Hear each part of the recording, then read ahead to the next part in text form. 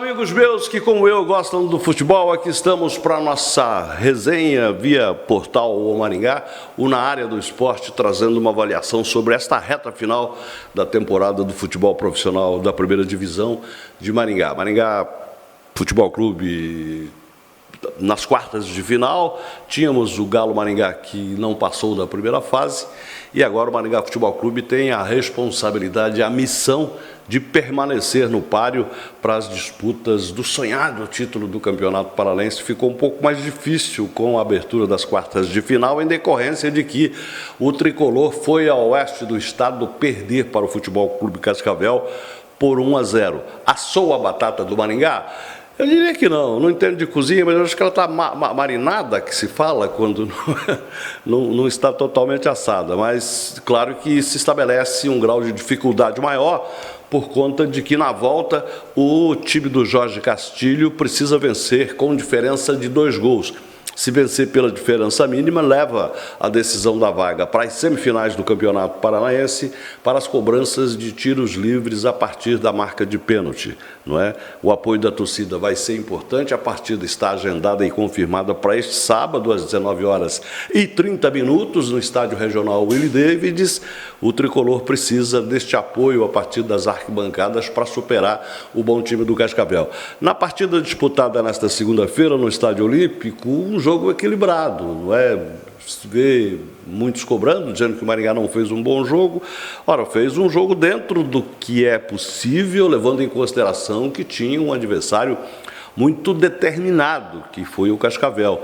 O Cascavel teve a felicidade de aproveitar melhor as raras oportunidades que o primeiro tempo apresentou, fez um gol com o Manuel de cabeça, numa jogada lá pelo lado direito, que o Libano alçou a bola, a zaga tricolor ficou ali estagnada e o Manuel, que tem a vocação do gol, fez 1-0. No segundo tempo, o jogo teve conotações diferentes. O Maringá Futebol Clube, precisando da igualdade, que seria interessantíssima para a segunda partida, partiu para o ataque. O técnico Jorge Castilho fez algumas alterações ali no meio-campo e também na linha ofensiva, mas estas alterações não resultaram no gol do qual o time precisava. Exerceu uma pressão, criou oportunidades, desperdiçou essas oportunidades, mas desperdiçou por inapetência dos seus atacantes, não só por isso, também pela eficiência do time adversário. O Cascavel do Matheus Costa se armou defensivamente de uma forma muito eficiente, tirou os espaços que teriam os homens de frente, quando estava em campo Robertinho e Mirandinha, Júlio, depois com as entradas de Moraes, do próprio Bruno Lopes, enfim, esses jogadores não tiveram vida fácil, tiveram o espaço reduzido, extraído, e aí não conseguiram chegar ao gol. Mas foi um jogo equilibrado e ficou posto que o Maringá Futebol Clube, no jogo de volta, tem sim condições de vencer.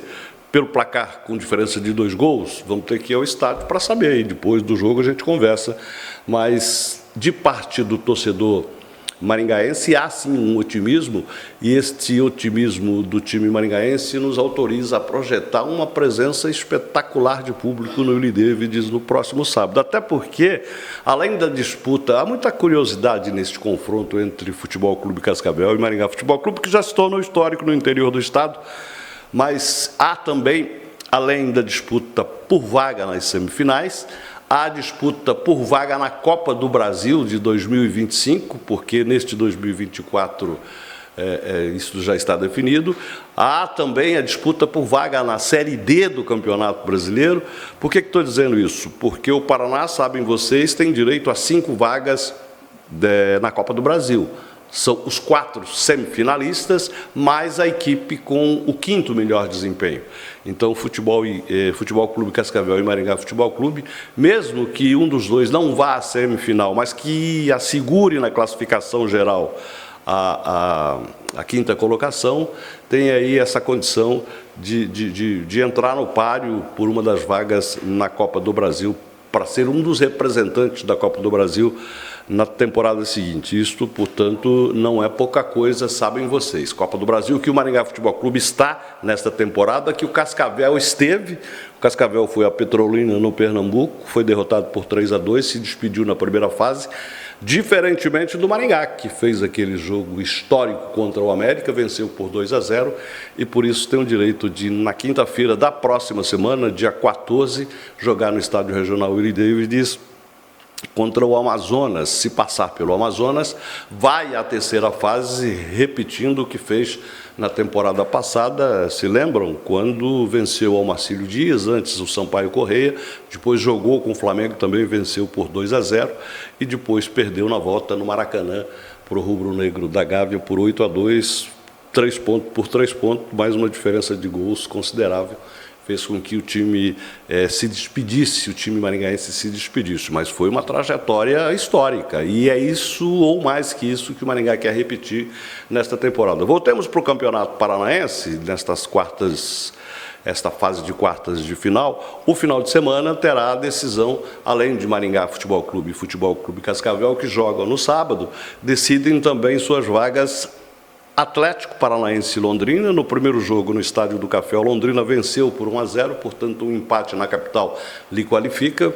E o Atlético precisa, é uma situação análoga à do Maringá Futebol Clube. O Atlético precisa, sobre o Londrina em casa, fazer um resultado de 2-0.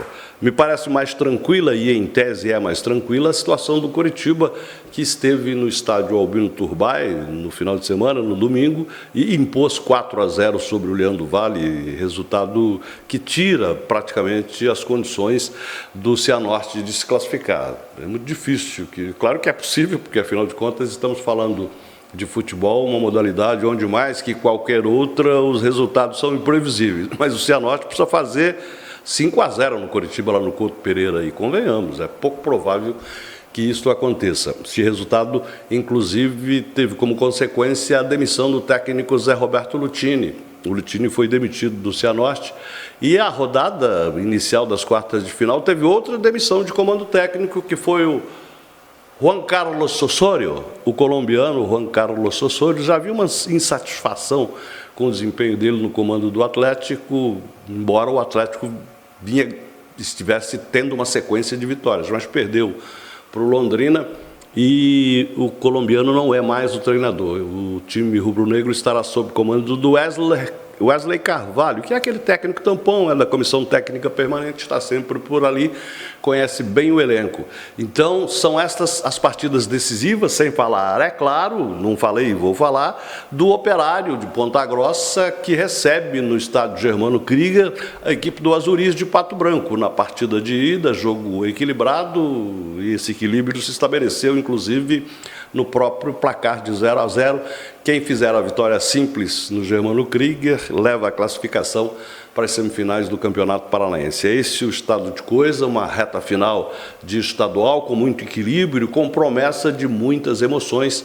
Oxalá tenhamos bons jogos, e certamente teremos, se não bons do ponto de vista estético, do ponto de vista de qualidade técnica, pelo menos no empenho das equipes, na determinação das equipes, buscando cada uma delas o resultado que a elas interessam.